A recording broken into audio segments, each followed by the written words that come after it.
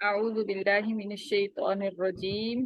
میں پناہ میں آتی ہوں اللہ تعالی کی شیطان مردود کی شرارتوں سے بچنے کے لیے۔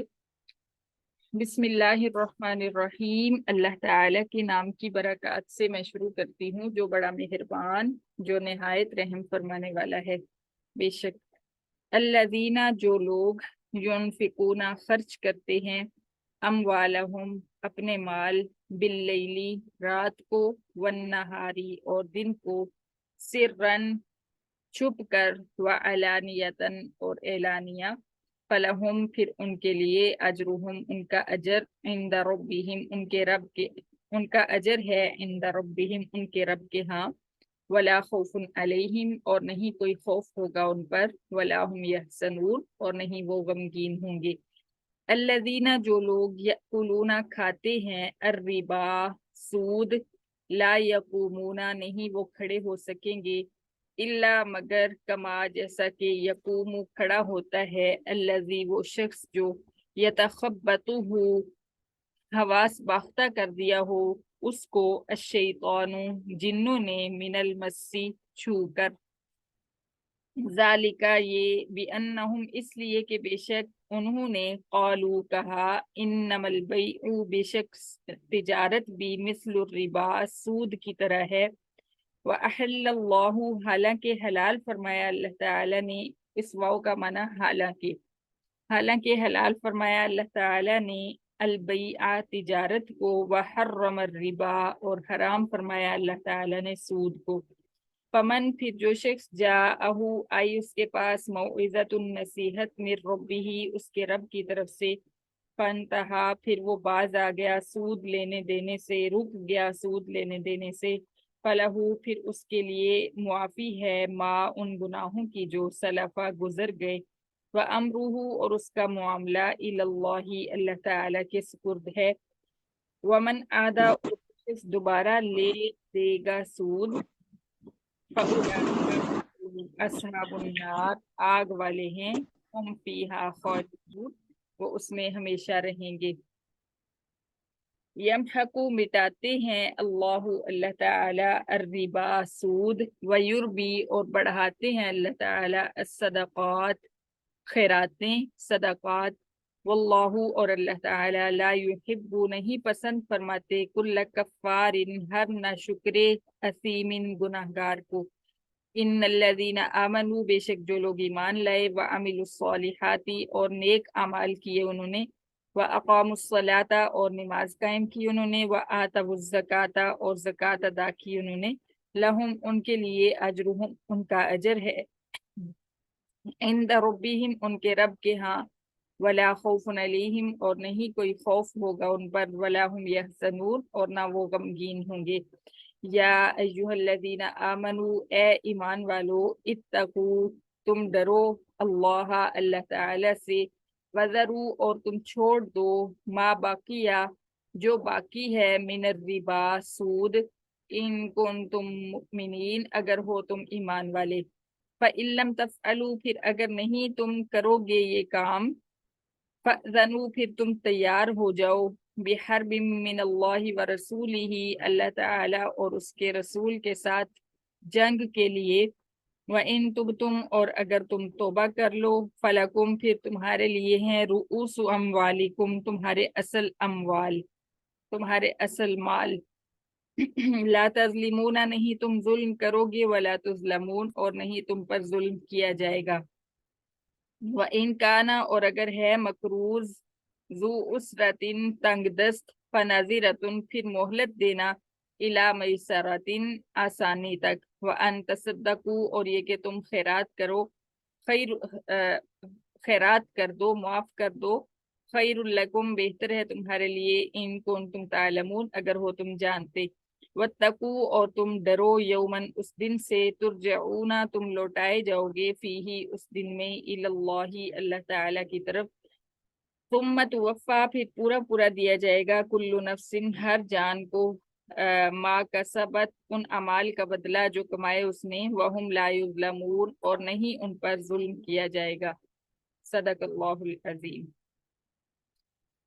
الذین ينفقون اموالهم باللیل والنہار سرا وعلانیہ، پچھلی آیت کے متعلق ہی ہے، یہ بھی پچھلے رکوع سے متعلق ہے یہ آیت بھی۔ اوپر سارے رکوع کے اندر ہم نے انفاق فی سبیل اللہ یعنی اللہ تعالیٰ کی راہ میں خرچ کرنے کے بارے میں پڑھا، اور یہ آیت بھی وہی ہے۔ اللہ تعالیٰ فرماتے ہیں جو لوگ اپنے مال دن رات چھپ کر اور اعلانیہ اللہ تعالیٰ کی راہ میں خرچ کرتے ہیں، فَلَهُمْ أَجْرُهُمْ عِنْدَ رَبِّهِمْ، ان کا اجر ان کے رب کے ہاں محفوظ ہے، وَلَا خَوْفٌ عَلَيْهِمْ وَلَا هُمْ يَحْزَنُونَ، اور قیامت کے دن ان پر نہ کوئی خوف ہوگا اور نہ ہی وہ غمگین ہوں گے۔ کسی قسم کا خوف جنت میں جانے کے بعد ان کے اوپر نہیں ہوگا، اور کوئی غم جو ہے ان کو چھو کر نہیں گزرے گا۔ سبحان اللہ۔ اور یہ بہت بڑی عنایت ہے اللہ تعالیٰ کی۔ آج دنیا کے اندر سب سے بڑی جو تکلیف دہ چیز ہے وہ غم اور پریشانیاں ہیں، ہر انسان کو گھیرے ہوئے ہیں۔ تو قیامت کے دن اللہ فرماتے ہیں ایسے لوگ جو اس کی راہ میں خرچ کرتے رہے صبح و شام، اور چھپ کر بھی اور اعلانیہ بھی، ان کے بہت سارے صدقات ایسے ہیں کہ وہ خرچ کرتے ہیں تو دائیں ہاتھ سے خرچ کرتے ہیں، بائیں ہاتھ کو بھی خبر نہیں ہونے دیتے، اس طرح چھپ کر خرچ کرتے ہیں۔ اور بہت سارے ان کے صدقات جو ہیں اعلانیہ ہیں۔ اعلانیہ کا مطلب یہ ہوتا ہے، یہ نہیں کہ آپ اعلان کروائیں کہ میں اتنے پیسے مسجد میں دے رہی ہوں یا اتنے مدرسے میں دے رہی ہوں۔ کچھ کام ایسے ہوتے ہیں جو چھپ نہیں سکتے، جو اعلانیہ ہوتے ہیں، مثلا مدرسہ بنوا دینا، مسجد بنوا دینا، یا اس ٹائپ کا کوئی بھی کام جو لوگوں کو نظر آنے لگے، تو ایسا نہیں ہوتا کہ اس کا اعلان آپ نے اپنی زبان سے کرنا ہوتا ہے۔ اعلانیہ سے مراد یہ ہے کہ ایسا کام ہوتا ہے جو لوگوں کو دکھائی دے رہا ہوتا ہے۔ تو بہت سارے کام ایسے ہوتے ہیں جو چھپ کر کرتے ہیں، مثلا کسی یتیم کی سرپرستی کر رہے ہوتے ہیں، کسی بیوہ کی سرپرستی کر رہے ہوتے ہیں، لیکن کسی کو کانوں کان خبر نہیں ہوتی۔ تو ایسے لوگ جو ہیں ان کا اجر ان کے رب کے ہاں محفوظ ہے، اور قیامت کے دن ان کے اوپر سے خوف اور غم کو دور کر دیا جائے گا۔ اس کے مقابلے میں سود کی باری آتی ہے، یعنی خیرات تو ہوتی ہے کہ آپ اپنے مال میں سے دوسروں کو دیں، اور سود یہ ہوتا ہے کہ آپ دوسروں کا مال ہڑپ کریں۔ اور اللہ تعالیٰ کے بندوں کے ساتھ جو ظلم کرتا ہے کسی بھی معاملے میں، اللہ تعالیٰ کو قطعاً پسند نہیں۔ اب دیکھیے سود کا یہ رکوع ہم نے پڑھنا ہے، انشاءاللہ بھی پڑھتے ہیں مکمل، تو ہمیں پتہ چلے گا کہ اللہ تعالیٰ کس قدر ناراضگی کا اظہار فرما رہے ہیں۔ کوئی بھی معاملہ ہو، یہاں پہ ان کے بندوں کا مال کھانے کا معاملہ ہے کہ آپ اللہ تعالیٰ کے بندوں کا مال ان سے چھین کر کھانے کی کوشش کر رہے ہو، تو اللہ تعالیٰ اس کے لیے کیا فرماتے ہیں؟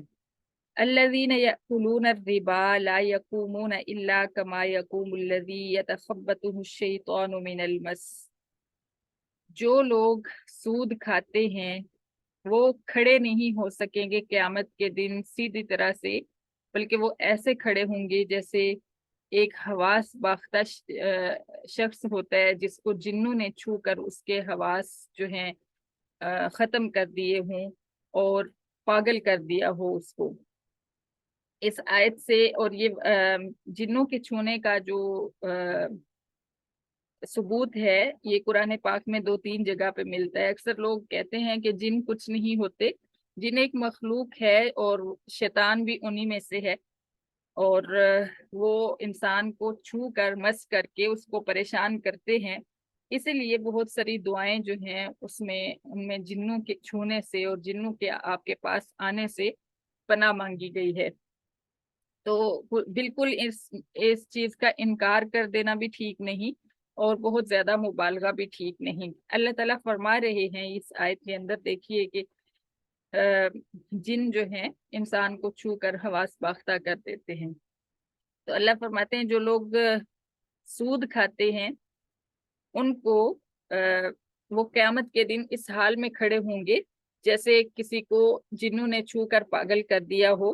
ذالک بانہم قالوا انما البیع مثل الربا، یہ ان کی حالت اس لیے ہوگی کیونکہ انہوں نے کہا یہ سود بھی تو تجارت کی طرح ہی ہے، وَأَحَلَّ اللَّهُ الْبَيْعَ وَحَرَّمَ الرِّبَا، انہوں نے اس چیز کو نہیں سوچا کہ اللہ تعالیٰ نے تجارت کو حلال فرمایا ہے اور سود کو حرام فرمایا ہے، اور ایک مسلمان کا تو فرض بنتا ہے کہ جو چیز اللہ تعالیٰ حلال کر دیں اس کو حلال مان لے، اور جس کو اللہ تعالیٰ حرام فرما دیں اس کو حرام مان لے۔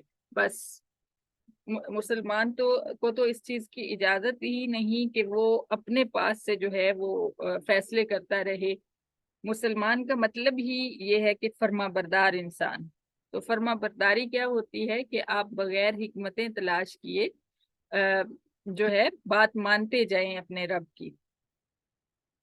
اب یہاں پہ ہمیں سمجھنا ہے کہ سود کیا ہے۔ سود یہ ہوتا ہے کہ آپ اپنا مال جو ہے جتنا آپ نے دیا ہے ایک وقت مقرر کر لیں کہ اتنے وقت کے بعد آپ اس سے تھوڑا سا زیادہ لیں گے۔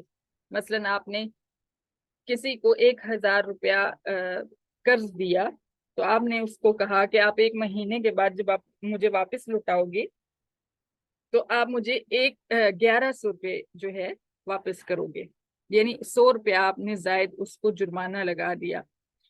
اور پھر آپ نے یہ کہا کہ اگر 2 مہینے کے بعد لوٹاؤ گے تو 200 روپے زائد دو گے، اور 3 مہینے کے بعد، اور اسی طرح جب یہاں پہ ہندوؤں کا راج تھا، ہندو اور مسلمان اکٹھے تھے، انگریز کا جب راج تھا تو تب ایسے ہوتا تھا کہ سکھوں کے پاس پیسہ ہوتا تھا اور وہ غریبوں کو قرض دیتے تھے، اور قرض جو ہوتا تھا وہ بہت تھوڑا ہوتا تھا اور سود بڑھ بڑھ کے قرض سے بھی کئی گنا زیادہ ہو چکا ہوتا تھا۔ اس کی وجہ یہی ہوتی تھی کہ مدت پوری ہونے پہ وہ لوگ دے نہیں سکتے تھے، مقروض قرض واپس نہیں کر سکتا تھا، اور اس طرح قرض سود جو تھا وہ بڑھتا جاتا تھا۔ تو اب ہم نے دیکھنا ہے کہ سود کہاں کہاں پہ کس کس چیز میں ہو سکتا ہے۔ تو مفتیان کرام اور علماء کرام نے فرمایا ہے کہ سود جو ہے وہ ہر اس چیز کے اوپر ہوتا ہے جس کو تول کر یا ماپ کر یا کسی بھی پیمائش کے ساتھ دیا جائے۔ مثلاً گندم ہے، گندم کو ماپ کر یا تول کر جو ہے وہ آپ دیتے ہیں، تو آپ یہ نہیں کہہ سکتے کہ 1 کلو گندم کے بدلے میں جب میں واپس لوں گا تو مجھے 1.5 کلو گندم چاہیے ہوگی۔ اور اسی طرح پیسے کے اوپر، مثلاً پیسے کے اوپر سود کس طرح ہوتا ہے کہ ہم لوگ جب پیسے کھلواتے ہیں، یعنی جو ہم عیدی وغیرہ کے لیے، اکثر آپ کو بھی پتا ہوگا عیدی کے لیے نئے نوٹ ہم لیتے ہیں بینک سے، تو 1000 روپے کے بدلے میں وہ ہمیں 1000 روپے کی ایک کاپی ہوتی ہے، لیکن وہ ہمیں 1200 کی دیتے ہیں یا 1100 کی دیتے ہیں، تو جو اوپر کا 100 روپیہ ہوگا وہ سود ہوگا۔ تو آپ صلی اللہ علیہ وسلم نے حدیث مبارکہ میں اس کی ڈیٹیل بھی بتائی ہے کہ گندم کے اندر جو ہے کوئی سود نہیں، گندم کے بدلے گندم لینا جائز نہیں ہے، یعنی اس طرح کے زائد لی جائے، جیسے ابھی ہم نے بات کی ہے کہ 1 کلو کے بدلے میں 1.5 کلو لی جائے۔ اسی طرح کھجور کا آپ نے فرمایا کہ کھجور کے اوپر بھی سود جو ہے وہ ہو سکتا ہے کہ اگر آپ 1 کلو کھجور کے بدلے میں 1.5 کلو لے رہے ہیں یا تھوڑی سی بھی زائد لے رہے ہیں، ایک کھجور بھی زائد ہوگی تو وہ سود ہوگی۔ اور اسی طرح سونے کے بدلے سونا، چاندی کے بدلے چاندی، اور ان ٹائپ کی جو اور اقسام ہیں اور چیزیں ہیں، یعنی مین 2 چیزیں آپ نے یاد رکھنی ہیں کہ ماپ کر یا تول کر یا کسی بھی پیمائش کے ذریعے کوئی چیز جب لی جاتی ہے تو اگر اس سے زیادہ لی جائے، جتنی آپ نے مقدار دی ہے اس سے زیادہ لی جائے تو وہ زائد جو ہوگا وہ سود ہوگا۔ اور سود کے بارے میں حدیث مبارکہ میں آتا ہے کہ 4 لوگ جو ہیں، 4 لوگوں کو یہ جہنم میں لے کر جاتا ہے، ایک سود لینے والا، ایک سود دینے والا، ایک سود کی گواہی دینے والا، یعنی ایسا کوئی معاملہ ہو رہا ہے جس کے اندر سود بھی شامل ہے تو اس کے اوپر جو گواہ مقرر کیا جائے گا وہ بھی، اور چوتھا بندہ جو ہے وہ اس کو تحریر کرنے والا۔ تو گویا کہ ایسے بینک وغیرہ جہاں پہ سودی کاروبار ہوتا ہے وہاں پہ کسی بھی قسم کا جو کی جاب ہے اس کے اندر سود شامل ہوتا ہے، کیونکہ اگر آپ سود لکھنے میں شامل ہیں، سود کی گواہی میں، سود کے लेन देन में शामिल हैं तो हदीस मुबारका के मुताबिक वो आपका हराम माल है और वो जहन्नुम में ले जाने का जरिया होगा। हाँ, अगर ऐसी जगह पे सूदी कोई बैंक है, उसमें कोई चौकीदारी कर रहा है और उसका लेने देने से, लिखने से, गवाह बनने से कोई ताल्लुक नहीं है, तो वो किसी हद तक जायज है, लेकिन उलमा ने फरमाया है कि इससे भी बचना चाहिए, क्योंकि बहरहाल वो एक सूदी कारोबार है, तो उसमें किसी किस्म की हेल्प जो है आप ना करें तो बेहतर है। तो ये सारी चीजें याद रखनी चाहिए। पैसे के बदले पैसा जो है वो भी हम जायद नहीं दे सकते, ना ही ले सकते हैं। जैसे मैंने बात की कि 1000 रुपए की एक कॉपी हम लेते हैं और उसके बदले में हम 1100 पे करते हैं, यानी वो नए नोट लेने की खातिर। बाज़ औक़ात ऐसे भी होता है कि कोई आप तोड़ लेने के लिए जाते हैं दुकान से, तो वो आपसे 1000 रुपए लेके आपको उसमें से 100 रुपए कम दे देता है या 50 रुपए कम दे देता है, तो वो गोया कि उसने सूद लिया। तो पैसे के ऊपर तिजारत नहीं हो सकती। पैसे के बदले में जितना आपने पैसा लिया है उतना ही वापस करना है, उससे ज्यादा या उससे कम लेन देन में अगर आप करेंगे तो वो सूद होगा। इसी तरह सोना आपने लिया है, जितना सोना लिया है उतना ही देना होगा, या जितना दिया है उतना ही लेना होगा। जैसा कि हदीस मुबारका के मुताबिक सोने के बदले में सोना भी आप ज्यादा नहीं ले सकते, इस पे भी सूद नहीं ले सकते। हाँ, और एक चीज है, जो चीजें तोल कर या माप कर नहीं बेची जाती, जैसे अम, एक गाड़ी है, आपके पास अच्छी वाली गाड़ी है, आप उसको बेच कर दो गाड़ियां लेना चाहते हैं, या बेचते नहीं हैं, बेच कर करेंगे तो वो तिजारत बन जाएगी। आप किसी से दो उससे कम कीमत वाली गाड़ियां लेकर अपनी एक अच्छी कीमत वाली गाड़ी दे देते हैं, तो इसमें ये सूद नहीं है। लेकिन अगर आपके पास 1 किलो अच्छी वाली खजूर है और आप वो किसी को देकर उससे जरा घटिया किस्म की 1.5 किलो खजूर लेते हैं, तो ये सूद है, क्योंकि खजूर को तोल कर बेचा जाता है। तो इस चीज को याद रखना चाहिए। अगर आपने अच्छी वाली खजूर लेनी है, अच्छी वाली देकर घटिया वाली थोड़ी सी कम कीमत वाली लेनी है, तो फिर आप अपने वो अच्छी वाली खजूर बेचें और फिर उस कीमत से आप जो है कम कीमत वाली खजूर खरीदें, जो कि उससे 1.5 किलो या 2 किलो मिल जाएगी। इस तरह जो है तिजारत हो जाती है। तो तिजारत कर सकते हैं, सूद नहीं कर सकते। और अल्लाह ताला ने फरमाया है कि बहुत सारे लोग ऐसे हैं जो कहते हैं कि सूद भी तो तिजारत की तरह ही है। हालांकि उनको ये सोचना चाहिए कि अहल्लल्लाहुल बैअ व हर्रम रिबा, अल्लाह ताला ने तिजारत को हलाल फरमाया है और सूद को हराम फरमाया है। तो हमें देखना है हलाल क्या है और हराम क्या है, इसके अंदर अपनी अकल नहीं दौड़ाने की, ये भी तो फलां चीज की तरह ही है। तो इसके अंदर हमने आमन्ना व सद्दकना करना है। और इसकी बहुत सारी आगे अल्लाह ताला ने वजूहात भी बयान फरमाई हैं कि किस तरह से सूद हलाल है और तिजारत, सूद हराम है और तिजारत हलाल है। फमन जाअहु मौइज़तुम मिर रब्बिही फंतहा फलहु मा सलफ। फिर अल्लाह ताला फरमाते हैं, जिसके पास उसके रब की तरफ से नसीहत आ गई और वो बाज आ गया, फिर उसके लिए उन पिछले गुनाहों की मुआफी है जो वो कर चुका है। यानी जब ये आयत नाजिल हुई उससे पहले जितना सूदी लेन देन था वो सब अल्लाह ताला ने मुआफ फरमा दिया, क्योंकि तब अल्लाह ताला की तरफ से हुक्म नहीं आया था। अब हुक्म आ गया है और अब अल्लाह ताला ने पिछला मुआफ कर दिया। व अमरुहु इलल्लाह, और अल्लाह फरमाते हैं कि उसका मामला मेरे अपने हाथ में है, मेरे सुपुर्द है। और अब जिन लोगों ने पढ़ लिया है इन आयात को और पहले नहीं पढ़ा हुआ था, पहले नहीं पता था उनको, उनको उनके लिए भी ये आयत है कि पहले उनके पास ये मौइज़ा नहीं थी, नसीहत नहीं थी उनके रब की तरफ से। अब नसीहत पढ़ ली उन्होंने, लिहाजा अब वो मुआफी मांग लें अल्लाह ताला से, तो अल्लाह ताला उनके पिछले गुनाहों को मुआफ फरमा देंगे। लेकिन वमन आदा फउलाइका अस्हाबुन नार, जो दोबारा सूद ले या देगा वो लोग आग वाले हैं। ये देखिए, जहन्नमी होने का फतवा अल्लाह ताला दे रहे हैं सूदी इंसान को। सूद खाने वाला, लेने वाला, सूद देने वाला, सूद पर गवाही देने वाला, और सूद का सिस्टम जो है उसको लिखने वाला। इससे मुतालिक और भी बहुत सारी सारी ड्यूटीज हो सकती हैं। تو یہ سب سودی کاروبار میں کسی بھی قسم کی ڈیوٹی دینے والا انسان جہنمی ہے، اصحاب النار ہے، ہم فیہا خالدون، اور وہ اس میں سے کبھی نکل نہیں سکے گا۔ اس لیے آج ہی دنیا میں ہی سوچ لینا چاہیے کہ ہمیں کیا کرنا ہے، کیا ہم ہمیشہ ہمیشہ کے لیے جہنم میں جل سکتے ہیں؟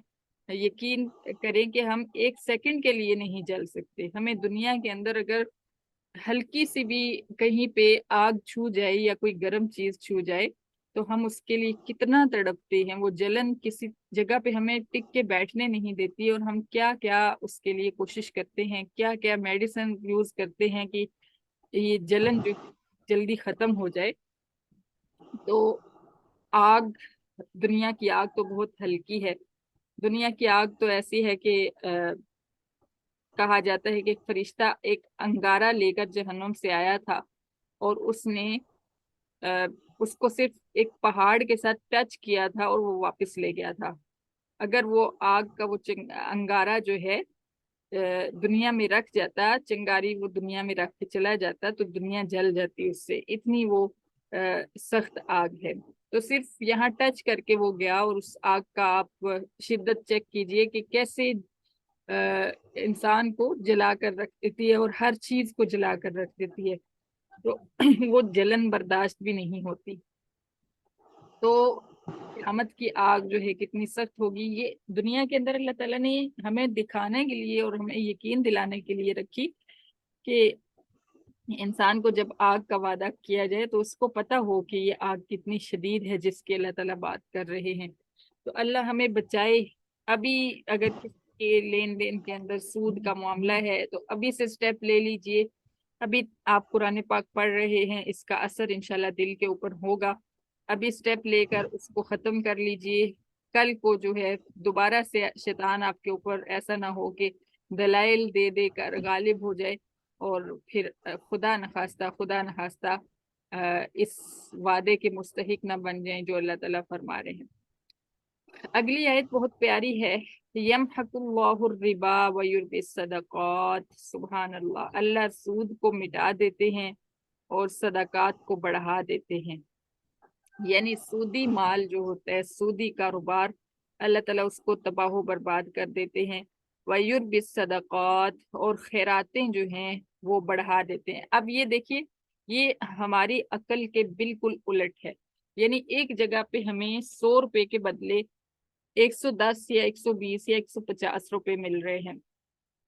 ہمارے ذہن کے مطابق ہمارا دماغ کیا کہتا ہے کہ ہمارے پاس رقم بڑھ گئی ہے، اور دوسری جگہ کیا ہوتا ہے، ہمارے پاس 100 روپیہ ہے، اس میں سے ہم نے 10 روپے خیرات کر دیے، تو کیا ہوا، ہمارے پاس 90 روپے بچ گئے۔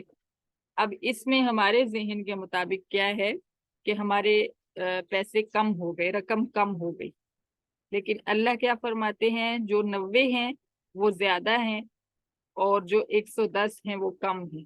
یعنی انجام کار سودی کاروبار، سود سے بنائے ہوئے محلات، سود سے بنائے خریدی ہوئی گاڑیاں، اور سودی جو بینک بیلنس ہے وہ سب تباہ و برباد ہو جائے گا۔ اور وَيُرْبِ الصَّدَقَاتِ، وہ مال جس کے اندر سے خیرات نکلتی رہی، صدقہ نکلتا رہا، وہ جو ہے بڑھتا جائے گا، بڑھتا جائے گا۔ اور یہ بالکل ہمارے دماغ کے الٹ معاملہ ہے۔ تو اس لیے شریعت پر آنکھیں بند کر کے یقین کر لیں، اسی میں ہمارے لیے خیر ہے۔ واللہ لا يحب كل کفار اثیم، اللہ تعالیٰ ہر ناشکر گناہگار سے محبت نہیں کرتے۔ ان الذين آمنوا وعملوا الصالحات واقاموا الصلاة وآتوا الزکاة لهم اجرهم عند ربهم۔ پھر اللہ تعالیٰ نے ایمان والوں کا تذکرہ فرمایا، جو ایمان والے ہیں اور نیک اعمال کرتے ہیں اور نماز قائم کرتے ہیں اور اپنے مالوں میں سے زکوٰۃ ادا کرتے رہتے ہیں، ان کے لیے ان کا اجر ان کے رب کے ہاں محفوظ ہے۔ لا خوف ولا خوف علیہم ولا هم یحزنون، اور ان سے خوف اور غم دور کر دیا جائے گا۔ سبحان اللہ، اللہم اجعلنا منہم۔ یا ایہا الذین آمنوا اتقوا اللہ وذروا ما بقی من الربا۔ پھر اللہ تعالیٰ فرما رہے ہیں کہ اے ایمان والو، اللہ سے ڈرو اور چھوڑ دو وہ مال جس کے اندر سود جو ہے، سودی کاروبار تم نے شامل کر رکھا ہے، اس سود کو چھوڑ دو جو باقی رہ گیا ہے۔ ان کن تم مؤمنین، اگر تم ایمان والے ہو، یعنی تم نے کسی کو قرض دیا ہوا ہے تو اس میں جو تمہارا بڑھ چڑھ کر سود جو ہے وہ بہت بڑی رقم بن چکا ہے، اس رقم کو چھوڑ دو اور اپنے اصل فلکم رؤوس اموالکم، اپنے اصل اموال لے لو۔ اب یہاں پہ ایک اور چیز ہمیں سمجھنی ہے، قرض جو ہوتا ہے وہ اپنے بھائی کی مدد ہوتی ہے، امداد ہوتی ہے۔ کوئی انسان مجبور ہو کر آپ کے پاس آتا ہے آپ سے قرض لینے کے لیے تو آپ اس کی مدد کر رہے ہوتے ہیں، لیکن اگر آپ اس مقروض کو 1,00,000 روپے دے کر اس کو کہتے ہیں کہ 1,25,000 تم نے واپس کرنا ہے، تو وہ مدد تو نہ ہوئی نا، وہ تو ظلم ہو گیا کہ آپ نے دیا ہے 1,00,000 اور آپ 1,25,000 مانگ رہے ہیں، تو یہ سراسر ظلم ہے۔ تو اس لیے قرض کو سمجھنا چاہیے۔ قرض کے متعلق آپ صلی اللہ علیہ وسلم کا فرمان ہے کہ جتنی رقم آپ قرض دے رہے ہیں، مثلا 1,00,000 آپ نے کسی کو قرض دیا ہے تو روزانہ 1,00,000 روپے خیرات کرنے کا ثواب آپ کے نامہ اعمال میں لکھا جا رہا ہے۔ جتنے دن آپ قرض دیے رکھتے ہیں اتنے دن آپ کا کے نامہ اعمال میں خیرات کا ثواب درج ہوتا رہتا ہے۔ جب آپ قرض واپس لے لیتے ہیں تو وہ ثواب تب رکتا ہے۔ سبحان اللہ۔ اور مقروض انسان بہت زیادہ مجبور ہو کر قرض لیتا ہے تو اس کی مجبوری سے فائدہ اٹھانا اسلام کی روح کے خلاف ہے۔ اسلام ایسی چیزیں جو ہیں اس کی اجازت نہیں دیتا۔ فَإِن لَمْ تَفْعَلُوا فَأْذَنُوا بِحَرْبٍ مِّنَ اللَّهِ، اللہ فرماتے اگر تم نے سود لینا دینا نہ چھوڑا تو پھر تم اللہ اور اس کے رسول کے ساتھ جنگ کے لیے تیار ہو جاؤ۔ یعنی جنگ کیا ہے کہ اب اللہ تمہارا مقابلہ کرے گا، اللہ اور اس کا رسول تمہارا مقابلہ کرے گا۔ تو کون ہے جو اللہ تعالیٰ کے ساتھ مقابلہ کرنے کی جرت کر سکے؟ کون ہے جو اللہ کو شکست دے سکے؟ اللہ اکبر۔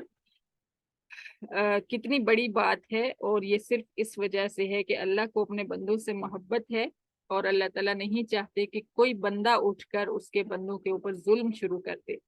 تو ظلم کی بات جہاں پہ بھی ہوگی وہاں پہ اللہ تعالیٰ کے ایسے ہی سخت احکامات آئیں گے۔ وَإِن تُبْتُمْ فَلَكُمْ رُؤُوسُ أَمْوَالِكُمْ، اور اگر تم توبہ کر لو تو تمہارے اصل اموال جو ہیں ان کے تم حقدار ہو۔ یعنی 1,00,000 روپیہ قرض دیا تھا اور اس کے اوپر 5,00,000 مزید سود بن چکا ہے، تو وہ 5,00,000 معاف کر دو اور اپنا 1,00,000 صرف واپس لے لو۔